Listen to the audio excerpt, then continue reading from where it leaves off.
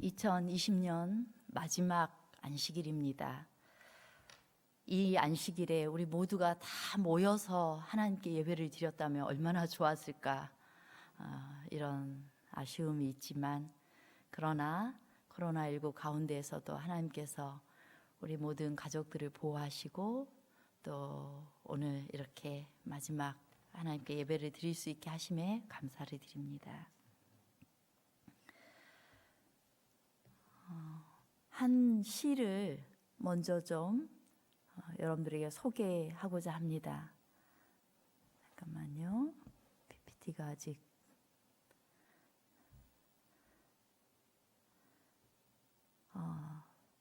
사평역에서라는 시인데요.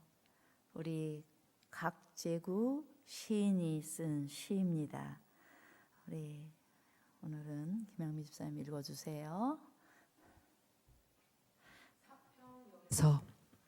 막차는 좀처럼 오지 않았다. 대합실 밖에는 밤새 송이눈이 쌓이고 흰 보라 수숫꽃 눈 시린 유리창마다 톳밥 난로가 지펴지고 있었다. 금음처럼 몇은 졸고 몇은 감기에 쿨럭이고 그리웠던 순간들을 생각하며 나는 한 줌의 톳밥을 불빛 속에 던져 주었다. 예, 지금 이 시인이 뭔가 아주 고즈넉한 그 역에서 사람들이 이 또 지친 표정으로, 또 어떤 사람은 이 밖에는 눈이 오고 있는데 뭔가 이 역 안에서 차를 기다리고 있는 것 같습니다. 기차를. 예, 그다음 내면 깊숙이 할 말들은 가득해도 청색의 손바닥을 불빛 속에 적셔두고 모두들 아무 말도 하지 않았다. 산다는 것이 때론 술에 취한 듯 한 두rum에 굴비 한 광주리의 사과를 만지작거리며 귀향하는 기분으로 침묵해야 한다는 것을 모두들 알고 있었다. 오래 앓은 기침 소리와 쓴약 같은 입술 담배 연기 속에서 싸륵싸륵 눈꽃은 쌓이고, 그래 지금은 모두들 눈꽃의 화음에 귀를 적신다. 한 자정 넘으면 낯설음도 뼈 아픔도 다 설원인데 단풍잎 같은 몇잎에 찻장을 달고 밤 열차는 또 어디로 흘러가는지 그리웠던 순간을 호명하며 나는 한 줌의 눈물을 불빛 속에 던져 주었다.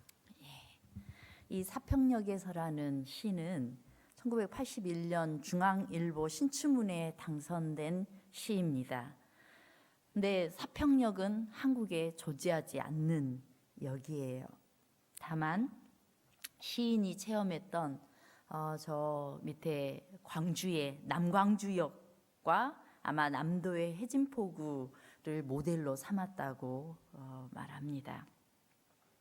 근데 이 시에서 보면은 시간이 멈춰 있는 것 같습니다.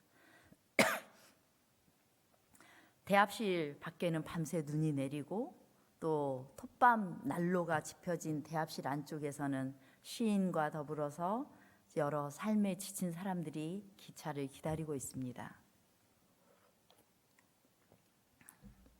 이 정지된 이 장면에서 과거와 이 미래의 시간이 다 이 한 자정 넘으면 요 시점에 지금 다 내장이 되어 있어요. 뭔가 과거는 슬픔으로 가득 차 있었던 것 같습니다.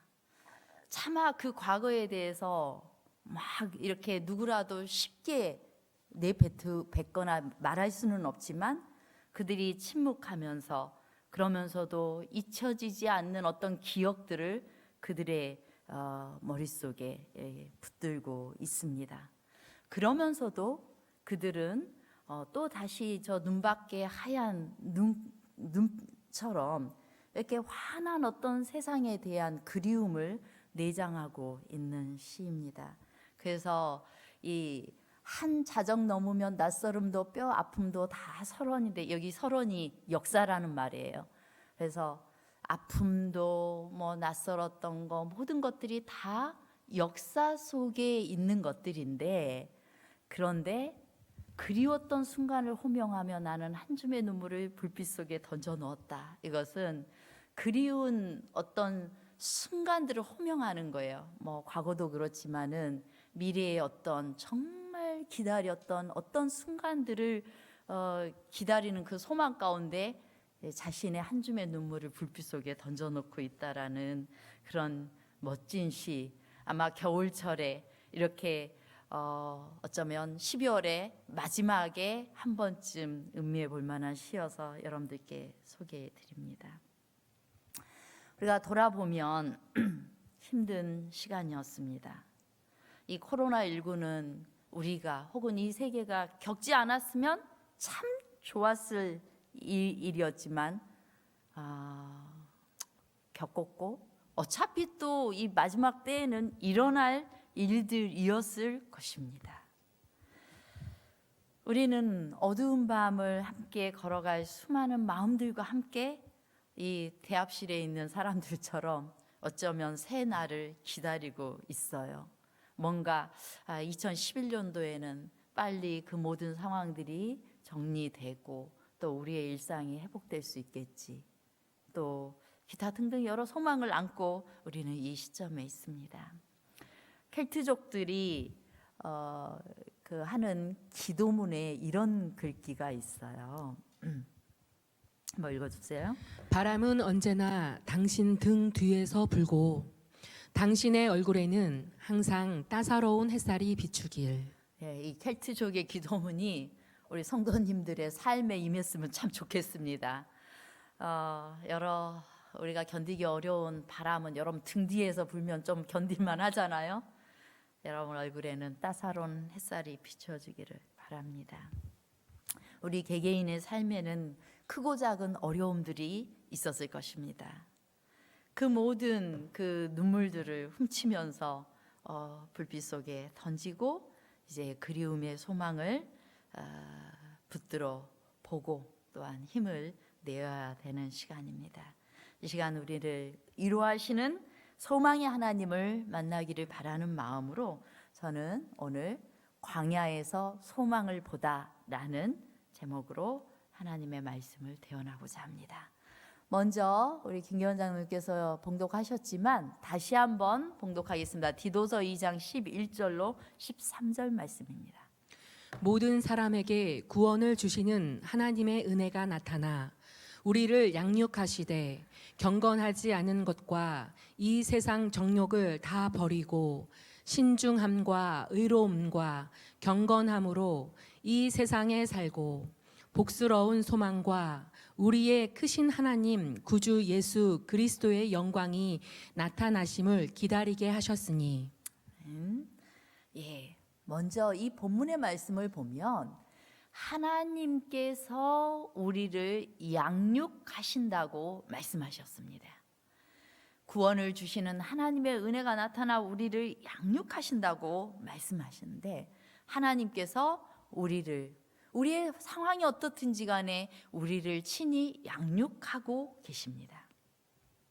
하나님은 얄밉거나 성격이 나쁘거나 못난 사람을 제외하고 마음에 드는 사람 몇 사람에게만 구원의 선물을 주려고 하지 않으십니다. 모든 사람에게 구원을 주시기 위해서 하나님께서 베푸시는 것인데 바로 은혜예요, 은혜. 그래서 우리가 구원 얻는 것이 내 공로가 0.01도 들어가지 않고 오직 하나님의 은혜로만 이루어진다고 하잖아요. 우리가 못났든지 또 좀 성격이 괴팍하든지 아니면 착하든지 그런 것과 관계없이 하나님께서는 구원 얻을 만한 그 은혜를 우리에게 주셔서 우리를 양육하신다고 말씀하고 있습니다. 이 은혜라는 단어가 헬라어로 카리스라는 단어인데 신약에 무려 150회나 나와 있고 그리고 그 중에 130회가 은혜라는 단어로 번역이 되어져 있습니다. 그 외에 호의, 기쁨, 사례, 감사, 감사할 만한 관대, 은전, 마음에 드는 인자한 이런 여러 의미로 번역이 되었는데요.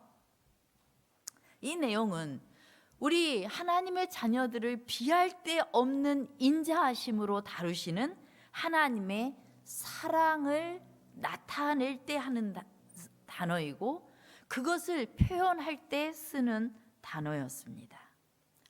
그걸로도 부족한 단어였죠. 고대 헬라인들은 아름다움이라는 것을 숭상했어요. 아름다움을 아주 숭배했는데 그들은 이 아름다움이나 그들에게 정말 더할 나위 없는 기쁨의 감정을 느낄 때 이 카리스라는 단어를 썼어요. 그래서 하나님께서 우리를 2020년 이 한 해 동안 양육하셨는데 정말 더할 나위 없는 은혜, 더할 나위 없는 인자하심으로 우리에게 호의를 베푸시고 또한 우리의 마음에 그분의 사랑과 그 은혜를 생각하면 가슴이 벅찰 정도로 정말 행복해지고 따뜻해지는 그러한 하나님의 은혜로 우리를 양육하셨다고 표현하고 있는 것입니다. 초기 기독교인들은 특별하게 이 용어를 그리스도 안에서 혹은 그리스도를 통해서 계시된 죄인을 향한 하나님의 관계와 행동, 또 하나님께서 죄인들을 향해 베푸신 어떤 호의적인 행동을 표현할 때 쓰던 단어가 바로 이 카리스라는 단어였어요. 정말 우리는 받을 만한 자격이 없고 받을 만하지 않는데 하나님께서 그 모든 것들을 주셨다라는 거예요. 은총을 얻으려고 하는 인간의 노력이나 실패는 인간을 향한 하나님의 은혜에 영향을 줄까요? 안 줄까요? 주지 않습니다. 하나님께서 우리를 구원하고자 각 사람을 하나님의 은혜대로 정말 가장 최고의 것, 가장 최선의 것으로 하나님께서 우리에게 다가오시는 것입니다. 물론 그것을 받든지 안 받든지는 우리의 선택이겠지만 안 받아도 여전히 그것을 어떻게든 주시려고 기다리고 계신 분이 바로 하나님이신 것입니다. 죄인들에게 나타난 하나님의 풍성한 구원의 사랑은 언제든지 사람들이 이용할 수 있었습니다. 그러나 사람들을 구원하는 하나님의 계획은 예수님의 초림을 통하여 더욱 분명해졌고 또 재림을 통하여 더 확실하게 이루실 것이에요. 우리 손에 쥐어주실 거예요. 우리가 어제는 예수님이 진짜 오신 날은 아니었지만은 크리스마스를 우리가 어제 보냈습니다. 우리 크리스마스를 여러분 어떻게 아름답게 보내셨습니까? 어린 자녀가 있는 가정에서는 혹시 우리 자녀들과 함께 좀 이럴 때 힘들 때 좀 어려운 사람들을 돌아보거나 또 챙겨볼 수 있도록 혹시 어떤 이벤트를 좀 해보셨습니까?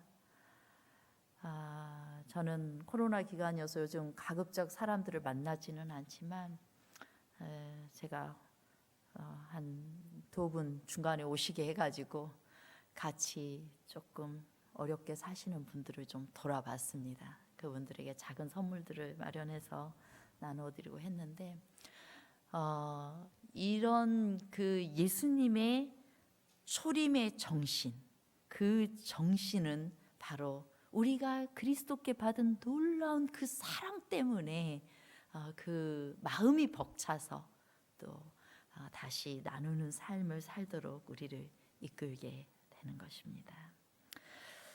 이제 주님께서는 우리를 양육하신다고, 우리를 양육하시되라고 말씀하시는데요. 이 양육하시되라는 단어는 교육하다, 지도하다라는 의미를 가지고 있습니다. 이것은 어린아이를 기르는 과정을 묘사하기 위해서 사용되던 단어예요. 하나님께서 우리를 어린아이처럼 보시고 우리를 양육하신다는 거예요. 이 땅에서 양육하셨어요. 2020년 동안 여러분들을 양육하셨어요. 여러분들은 얼마나 크셨습니까? 우리 어린 아가들은 정말 엄마 아빠가 밥 잘 먹이고 또 잘 돌봐주면 쑥쑥 큽니다. 우리 봉두리교회 성도님들의 영적인 키는 얼만큼 잘하셨습니까? 예수님을 얼마나 닮아 가셨습니까? 우리 주님께서 그렇게 양육하신다는 거예요. 무엇을 양육하십니까? 우리의 죄악적인 습관들을 근절할 수 있도록 우리를 양육하십니다. 때로는 채찍으로, 때로는 어떤 시련을 통하여서 우리의 악을 드러내시고 그 죄악들을 단절시키도록 하셔요. 그리고 우리 안에 끊임없이 새롭고 가치 있는 습관들을 개발시킵니다. 하나님의 말씀을 펼칠 때 어느 날 그냥 내 말씀 안 보다가 어느 날 아유 안 되겠다. 하나님 저를 좀 도와주세요. 성령께서 저를 다시 하나님께로 이끌어주세요 하고 말씀을 펼쳤는데 하나님께서 우리의 영적인 눈을 환하게 뜨게 하셔서 그 순간 은혜를 받게 했다면 그 시간 우리를 양육하고 있는 시간이에요. 말씀을 펼치도록 우리를 이끄시는 시간들인 것입니다.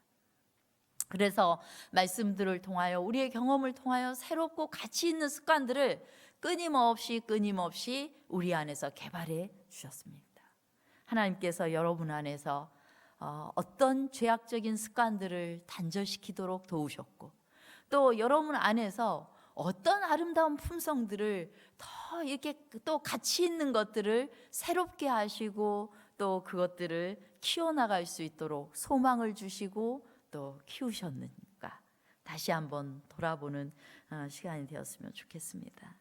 우리 주님께서는 경건치 않은 것들을 또 정욕들을 제거하고 의로움과 경건함으로 이 세상에서 살아갈 수 있도록 우리를 양육시킵니다. 하나님께서는 우리가 하나님의 자녀로서 사회적인 책임을 인식한 정말 아름다운 모습의 그리스도인 되도록 또한 우리를 양육하십니다. 그리고 그런 능력들을 부여하세요. 우리가 다들 어렵게 살고는 있지만 그러나 그 가운데서라도 우리 하나님을 사랑하는 그 마음을 가지고 이 세상에 하나의 어떤 빛이 되어질 수 있도록 뭔가 우리를 이끄시는 것입니다. 우리가 하다못해 길을 가다가도 짐을 무겁게 들고 가는 사람 있으면은 도와주시려고 노력하시잖아요. 그게 어디에서 오는 거예요? 하나님의 은혜로 양육되어진 하나님의 마음에서 오는 것들인 것입니다. 주님께서는 또한 이 땅에서만 우리가 만족하지 않고 이 땅 너머에 있는 것들을 소유할 수 있도록 이 땅에서부터 소유할 수 있도록 우리를 은혜로 훈련하시고 우리와 함께 하십니다. 우리 인생길은 광야 같아요. 광야. 자, 여러분 등산해 보셨죠? 등산은 어떤 사람이 등산 1등을 합니까? 좀 경험이 많고 또 체력이 좋은 사람이 1등을 합니다. 힘 있는 사람이 먼저 올라갑니다. 그런데 우리 인생은 등산길 인생이 아니라 광야길 인생이에요. 광야는 끝도 없고 광야 지도가 있습니까? 지도도 없습니다. 그래서 1등으로 가면 어떻게 될까요? 1등, 2등의 의미가 있을까요? 없을까요? 없겠죠. 1등 가다가 먼저 죽을 수 있습니다. 광야는 지도가 필요한 것이 아니라 안내자가 필요합니다. 저도 이 사막은 가보지 않았지만 이 광야의 지도는 그릴 수가 없어요. 여기에 선인장 있고 저기에 무슨 나무 있고 뭐 정려나무 있고 뭐가 있었어. 오아시스 있었어. 그런데 뭐가 표시가 되어서 어떻게 찾아갈 수가 없는 거예요. 단지 광야길을 잘 여행하려면 뭐 하면 돼요? 그냥 안내자가 안내하는 대로 경험 많은 안내자가 안내하는 대로 따라가면 되는 것입니다. 하나님께서 옛날 출애굽한 백성들을 인도하기 위하여서 모세를 안내자로 보내셨어요. 모세는 광야의 베테랑이었습니다. 하나님께서 애굽에서 40년 살게 하시고 그리고 나와서 미디안에서 광야에서 40년 또 살게 훈련하셨어요. 그래서 모세는 이 광야길의 베테랑이었어요. 우리 인생에도 지도가 아닌 안내자가 필요한데 그 안내자가 누구일까요? 모세가 상징했던 예수 그리스도십니다. 우리가 인생을 살 때에는 빨리 가는 것보다 안내자와 함께 가는 것이 훨씬 더 중요해요. 내가 이 2020년 한 해 동안 남들 다 이것도 하고 저것도 하고 이 공부도 하고 저만큼 모으기도 하고 했는데 우리는 뭐 했나 이런 생각하면 어떤 때는 좀 재미가 없어요. 그런데 그게 중요하지 않고 내가 이 한 해를 살면서 예수님과 함께 했는가, 예수님을 따랐는가, 그게 훨씬 더 중요해요. 그래야 우리의 영적인 키가 훨씬 더 자라나게 되는 것입니다. 광야에는 부족한 것 투성입니다.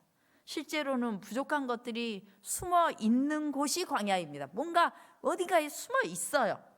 단지 그것들이 어디에 숨어 있는지를 아는 광야의 전문가가 필요한 것입니다. 광야길에 필요한 것, 가장 필요한 건 안내자 말 잘 듣는 겁니다. 자기가 잘났다고 먼저 가다 보면 객사하고, 광야는 모든 것이 다 부족하기 때문에 철저하게 누구를 의지해야 돼요? 안내자를 의지해야 돼요. 그러면 부족한 것이 없어지는 것입니다. 옛날 주님께서 나는 선한 목자라 이렇게 표현했고, 또 교회에서 일하시는 분들을 목자라고 이야기하잖아요.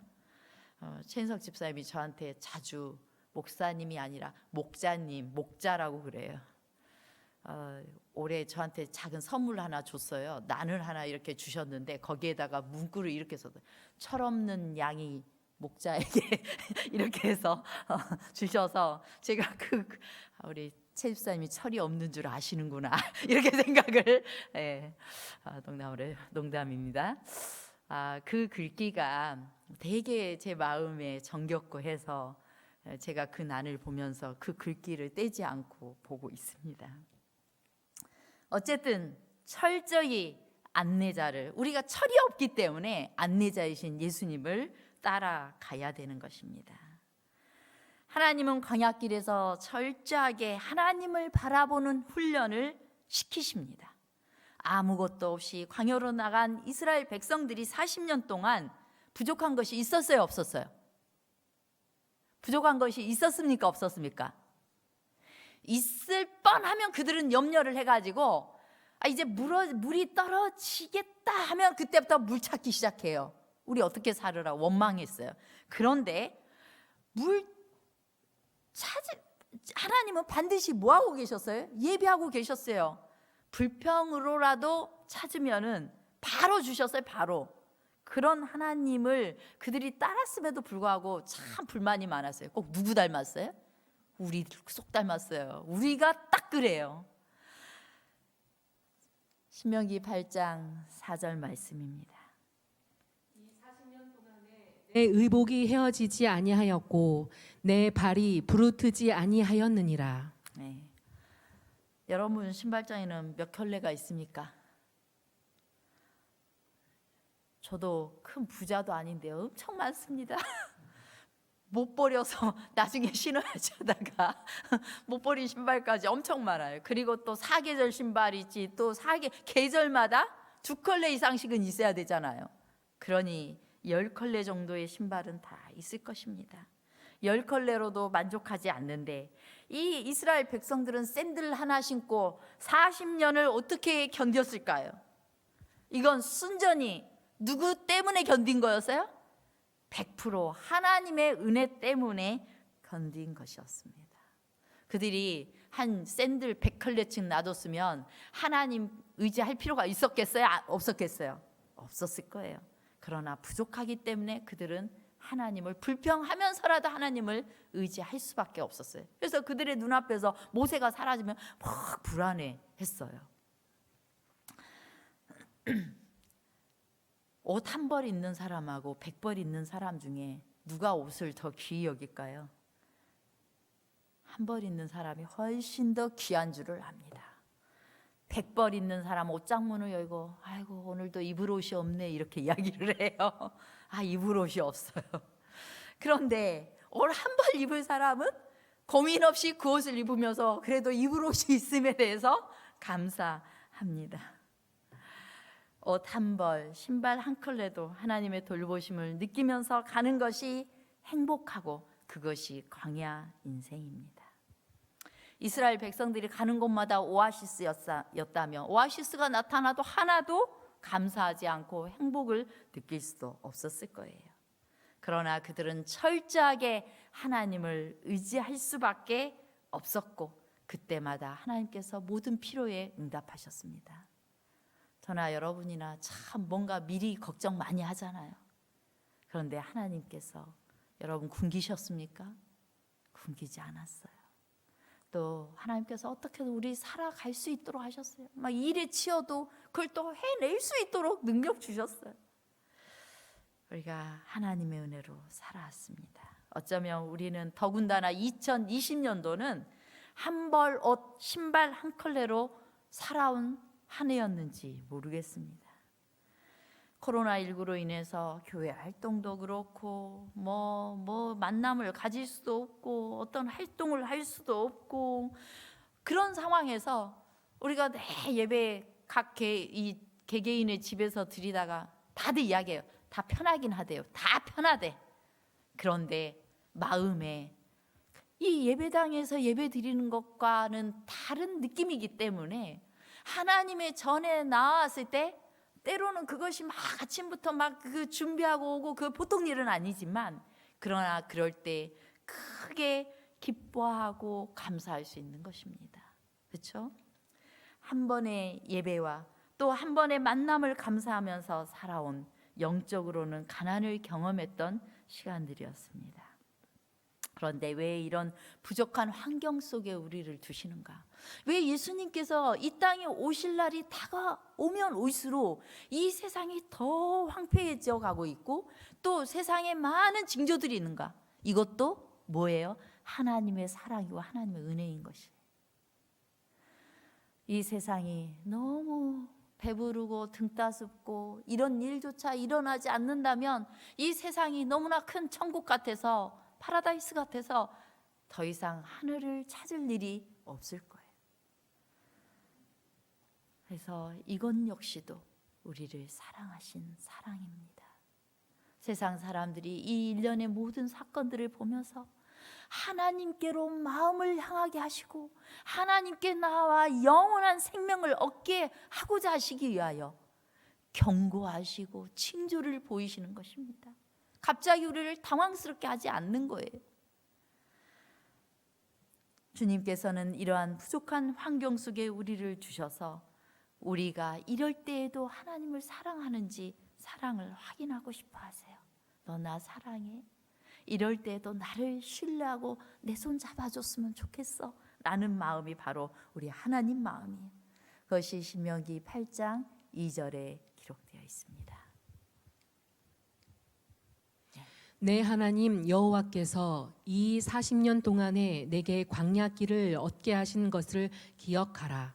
이는 너를 낮추시며 너를 시험하사 내 마음이 어떠한지 그 명령을 지키는지 지키지 않는지 알려 하심이라. 네, 이 광야길에서 너를 낮추시고 또 때로는 시련이 있을 때에는 네 마음의 방향과 네 마음의 상태가 어떤지 나 보고 싶어서 그랬어. 때로 너희들 당황스럽게 할 만한 어려운 상황이 있었지.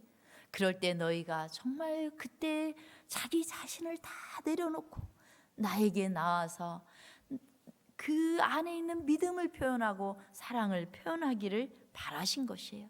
그리고 너희가 되어지는 모든 일들과 하고 있는 모든 일들의 주인이 누구임을 기억하게 하는 거예요?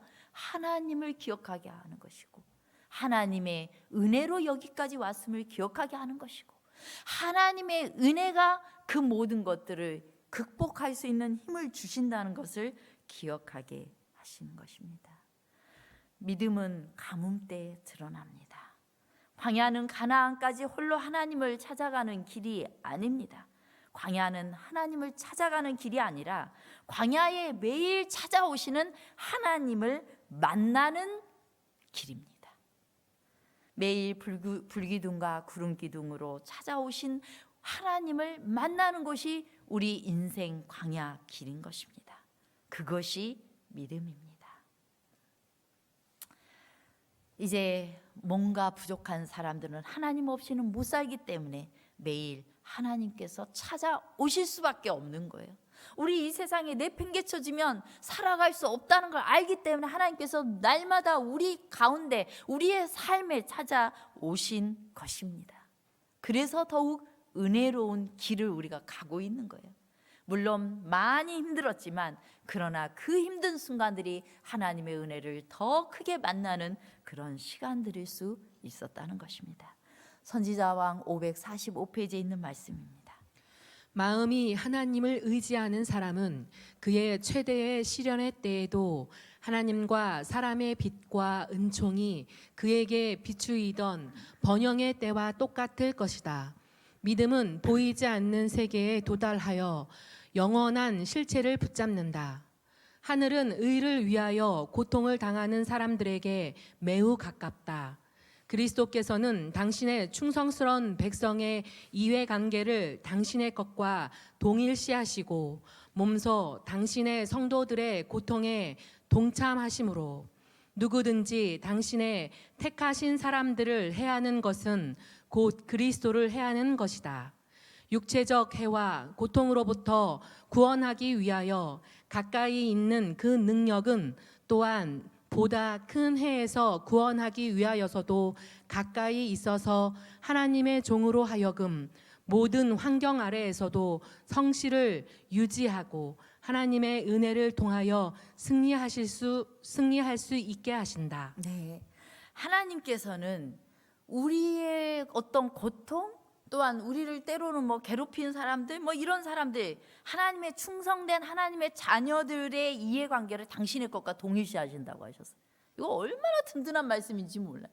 내 편이시라는 거예요. 내 편. 하나님은 내 편이시라. 그래서 그 순간에 하나님을 의지하는 사람은 다른 사람이 혹은 어떤 환경이 나에게 몰아치고 뭔가 나를 힘들게 하여도 담대하게 믿음으로 하나님의 은혜를 믿음으로 굳게 서는 것입니다. 바로 이러한 우리 인생의 광야길에서 하나님께서는 이러한 든든함을 허락하고 계시는 것입니다. 하나님께서는 2020년도 코로나19 상황에서도 우리의 삶으로 오셨고 우리 교회로 오셔서 우리를 견디게도 하고 기쁘게도 하고 소망을 가질 수 있도록 하셨습니다. 이 시간 제가 잠깐 2020년도에 있었던 일들을 좀 한번 보겠습니다. 우리가 20년 1월 4일에 아주 힘차게 세 분의 집사님들이 안수식을 받고 시작을 했습니다. 그 다음 안식일에는 우리 전도회 올해 아주 큰 홍명관 목사님과 이학봉 목사님을 모시고 전도회를 크게 좀 해보겠다 하고 헌신회를 했습니다. 그리고 코로나가 이제 우리를 어렵게 했어요. 2월달 마지막 주 안식일부터 예배를 못 드렸는데 그 이전에 연합회에서 하는 명품 인생 지도자 워크숍에 그때 몇 명 정도 참석했죠? 별로 참석을 많이 안 했어요. 많이 안 했는데 그때 봉두리 교인들이 한 8명이 참석을 해서 아주 그 명품 인생학교를 잘 마치고 우리가 또 다음에는 소그룹으로 이거 한번 교회 가서 해보자 이렇게 했는데 그것도 안 됐습니다. 자, 그래서 예배를 이때부터 이제 교회에서 잘 못 드리고 그랬을 때 그 사이에 우리 동물농장에는 새로운 양이 태어났어요.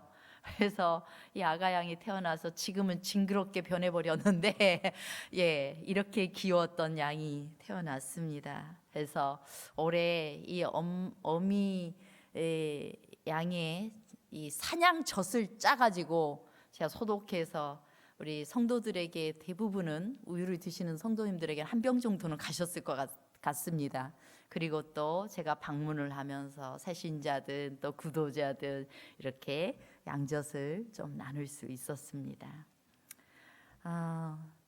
그리고 우리가 이게 몇 주면 끝날 줄 알았더니 그게 어렵게 되니까 우리 이제 또 방문하면서 쫓아다니면서 영상을 따가지고 이제 매주 여러분들에게 영상으로 인터뷰를 하고 또 내보내는 시간들을 어떻게 우리가 정말 선교하기도 어렵고 관계 맺기도 어려운 이 상황에서 어떻게 노력해 왔어요, 그죠?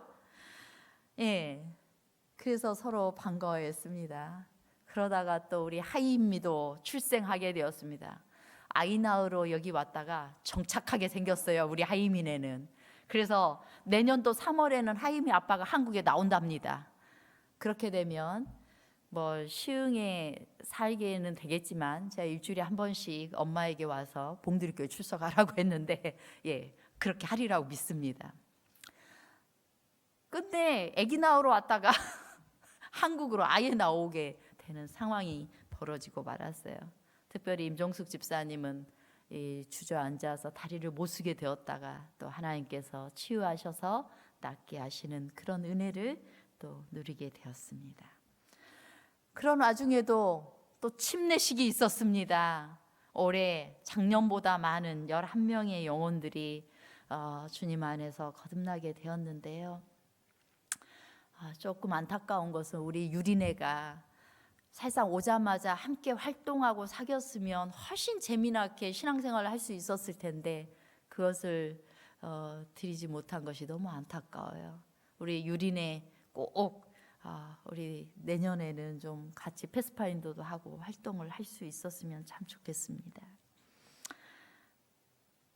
드디어 우리가 5월 8일에 교회 오는 날이었어요. 그래서 그때가 또 이 어버이날이 딱 걸려가지고 안식일학교에서 이렇게 선물을 가득 준비했고 저도 너무 기뻐가지고 사실상 개인적으로 너무 우리 성도들을 기다렸는데 만난다는 기쁨에 저도 꽃을 준비해서 여러분들 한 2개 이상씩은 받아갔을 거예요. 그래서 이렇게 꽃천지가 되는 첫째 안식일을 맞이했고 우리가 함께 행복했습니다. 그리고 6월 달에는 봉헌식을 했는데 무려 몇 명이 봉헌을 했어요? 4명이 봉헌을 했습니다. 하나님께 이 예쁜 아이들이 봉헌되어지는 기쁜 시간들이 있었는데 아이들도 벌써 많이 커버렸어요. 벌써 이 지민이는 숫자를 읽을 줄 안돼요. 천재가 나온 것 같습니다. 예, 또 우리 시안이는 돌도 했고 뭐 그랬죠. 많이 컸습니다. 이제 가정봉사부에서는 우리 안 되겠다, 가정예배 운동이라도 펼쳐보자 해가지고 스티커 붙이는 일들을 하도록 했는데 꽤 여러분들이 하고 계시면서도 쑥스러워가지고 선물 줄까봐 겁나가지고 이 제출 안 해줘서 내년도에는 가정봉사부장님이 이거 안 하겠답니다. 예, 선물 주는 건 의의가 없고 다음에는 아마도 여러분들이 가정예배를 드리면서의 축복들을 또 경험으로 틈틈이 나눠보는 것도 좋을 것 같습니다. 우리가 나름 애를 썼어요. 그런 와중에 더드림센터 우리 몇 분의 그냥 비공식적으로 몇 분들이 다 나와가지고 깨끗이 정리를 했습니다. 그래서 이제 탁구대로 나와서 가끔씩 탁구를 칠 수 있도록 정리가 되어졌습니다. 고생을 많이 했습니다. 그리고 그 와중에도 더드림센터 여러 물품들을 나누어 줬어요. 저희가 주중에도 세탁기 하나 우리 교회 나오고 계신 분에게 가서 설치해 드렸는데요. 이렇게 나눔을 통해서 또 하나님께서 영혼들과 접촉하게 하시고 또 구도자들 주셨던 거 정말 감사한 한 해였습니다. 또 교회를 위하여 비록 뭐 비대면 예배의 시간이 많았지만은 여러분들이 필요한 것들을 나와서 또 고치고 수리하고 봉사하는 일들을 해 주셨습니다. 감사합니다. 그리고 또 10월에는 우리 최승우 군은 군 입대를 하고 또 차현준 군은 코로나 때문에 12월 전역할 나이가 이제 휴가를 한 번도 못 써서 빠르게 제대를 하게 되었습니다. 이렇게 이런저런 일들이 있었어요. 그리고 최인석 집사님이 그냥 맨 처음부터 고물 좀 많이 가져오라고 나누겠다고 해서 고물이 왕창 쌓였었는데 그거 싹 정리한 이후에 진짜로 조금씩 가져오는 고물을 가지고 한 2-번 정도 이렇게 고물을 나누는 시간을 가졌어요. 저하고 이영서 선생님하고 나가가지고 고물 나눠드리고 그분들 전화번호 적고 해서 이렇게 이분들 꾸준히 하면은 이제 구도자로서 접촉할 수 있겠다, 이런 희망을 보게 되었습니다. 그런 와중에도 그냥 밖에 나가서 잠시 아이들 숲놀이 했습니다. 그냥 비공식적으로 나가서 아이들이 야외에서 좀 뛰어놀 수 있도록, 여기 가까운 그 정은갑 장로님 정기종 집사님 댁 옆에 조그마한 산이 있는데 거기에 가서 숲놀이를 할 수 있도록 한번 설치를 해줬었고요. 또 몇 분들은 갑작스럽게 성도들의 교제로 그냥 너무 안 보니까 그냥 잠깐 만나서 마스크 끼고 야외에서 차 한잔 마시고 산책 한번 하고 이런 시간들도 가졌습니다. 그리고 또 11월에는 온 오프라인 건강전도회를 했었죠. 우리가 뭔가 뭘 해도 이렇게 하려고 노력했습니다. 오프라인에서는 몇 명 안 되는 분들이 나오긴 했지만 다시 이 구도자들과 접촉하는 일들을 했었고요. 예, 하나님께서 이렇게 씨 뿌려 놓은 것에 또 복을 주시려 생각을 합니다. 또 시안이가 돌잔치를 했었고, 이거 끝나자마자 좀 더 강화됐어요. 거리두기 단계가. 그 다음에 또 그 와중에도 우리 도르가에서는 김장을 담아서 독거 어르신들, 또 혼자 계시는 분들을 위해서 다 이제 방문을 하면서 드렸는데요. 특별히 반찬 봉사를 시작했지만 몇 번 못하고 멈췄는데 그분들을 다시 찾아가서 이 김치들을 나눠주니까 너무 행복했어요. 제가 또 이번에는 따로 그분들에게 두유와 이렇게 과일 하나씩 이렇게 또 나눠드렸는데 그분들이 봉두리 교회를 기억하고 너무너무 감사하고 있습니다. 그리고 마지막으로 어제 저녁 우리 모두 여러분들이 적극적으로 참여하셔서 감사 찬양 예배를 드릴 수 있었습니다. 정말 하나님께서 코로나 기간에 아무것도 못할 것 같았지만 또 그 가운데에서도 우리에게 은혜를 베푸셔서 이렇게 인도해 주신 것 진심으로 감사드립니다. 이제 우리는 주님 안에서 복스러운 소망으로 그리스도의 영광이 나타나심을 기다리도록 하셨습니다. 오매불망 나 혼자 예수님을 기다리는 것이 아니라 매일 예수님께서 우리에게 재림하세요. 매일 우리에게 임재한다. 재림 거꾸로 하면 임재예요. 그래서 예수님께서 날마다 우리에게 임재하셨어요. 그래서 날마다 임재하시는 예수님과 동행하는데 우리가 뭘 보면서 가는 거예요? 하늘을 보면서 가는 것입니다. 예수님을 보면서 가는 것입니다. 주님께서는 우리 인생 광야길, 또 꽃길보다는 광야길이 많았는데 살만 날 때보다는 죽을 맛일 때가 참 많았지만은 그러나 그 가운데서도 그 순간순간마다 우리를 인도하기 위하여 우리에게 은혜를 베푸셨고, 또한 우리가 그런 순간에 오직 하나님의 말씀으로 사는 것을 가르치려고 하셨습니다. 쌓아둔 것이 많다고 행복하지 않습니다. 하나님께서 우리에게 만나를 한꺼번에 주지 않으신 이유는 날마다 하나님의 은혜를 인식하면서 살도록 하기 위함인 것입니다. 이제 제가 다시 한번 사평역에서 이 끝부분을 다시 한번 봅니다. 자정 넘으면 낯설음도 뼈아픔도 다 서론인데 단풍잎 같은 몇잎에 차창을 달고 밤 열차는 또 어디로 흘러가는지 그리웠던 순간을 호명하며 나는 한 줌의 눈물을 불빛 속에 던져주었다. 다가오는 2021년도에는 또 무슨 일이 있을지 모르겠어요. 더한 시련이 있을지 어떤 일이 있을지 이 밤열차가 어디로 흘러가는지 우리는 딱 볼 수는 없지만 그러나 그리웠던 그 순간이 있어요. 바로 예수님이 오시는 그 순간을 우리가 바라보면서 또 힘을 내어 살아가야 되는 것입니다. 그 시간들을 맞이해야만 되는 것입니다. 우리가 낙담하지 않는 것은 시련 속에서 만난 하나님을 직접적으로 뵐 날이 있을 것이기 때문입니다. 그러므로 재림의 소망은 우리에게 복스러운 소망입니다.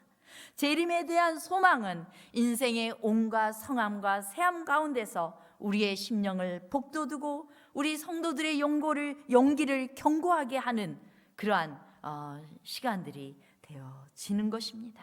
마지막 각시대 대쟁투에 있는 말씀을 읽고 마무리하겠습니다. 대쟁투는 끝났다. 죄와 죄인들은 없어졌다.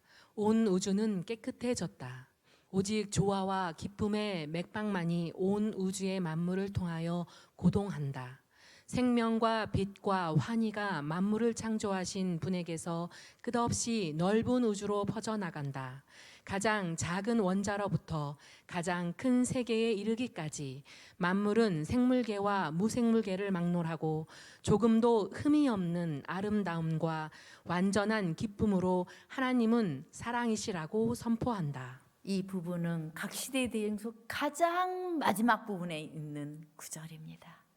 모든 죄는 다 끝나고 대쟁투는 끝나게 되는 예수 그리스도의 제 이름으로 말미암아 그러한 시간이 우리에게 주어질 것입니다. 그때 우리가 할 것은 주님께서 우리에게 베푸신 놀라우신 공의와 사랑을 찬양하게 될 것이고 하나님은 사랑이십니다 라고 찬양하게 될 것입니다. 우리가 그날을 그리워하며 그날을 소망하면서 날마다 그리스도의 임재를 경험하며 또한 감사하며 살게 되시기를 간절히 바라겠습니다.